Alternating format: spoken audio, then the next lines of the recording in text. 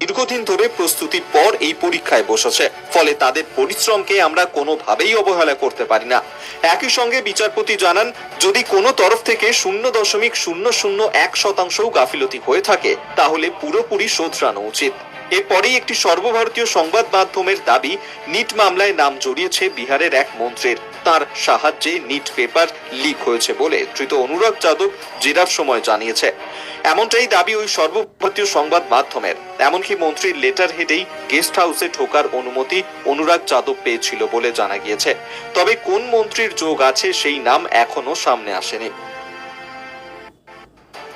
NEET পরীক্ষায় দুর্নীতি সংক্রান্ত মামলায় এবার শীর্ষ আদালতের তোপের মুখে পরীক্ষক সংস্থা ন্যাশনাল টেস্টিং এজেন্সি বা এনটিএ। মঙ্গলবার এই মামলার শুনানি চলাকালীন কড়া সুরে বিচারপতি জানালেন, বাচ্চারা দীর্ঘদিন ধরে প্রস্তুতির পর এই পরীক্ষায় বসেছে, ফলে তাদের পরিশ্রমকে আমরা কোনোভাবেই অবহেলা করতে পারি না। একই সঙ্গে বিচারপতি জানান, যদি কোনো তরফ থেকে 0.001% গাফিলতি হয়ে থাকে তাহলে পুরোপুরি শোধরানো উচিত।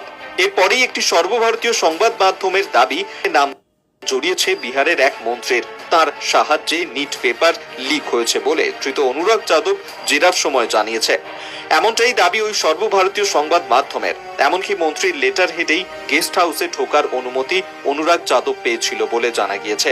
তবে কোন মন্ত্রীর যোগ আছে সেই নাম এখনো সামনে আসেনি। নিট পরীক্ষায়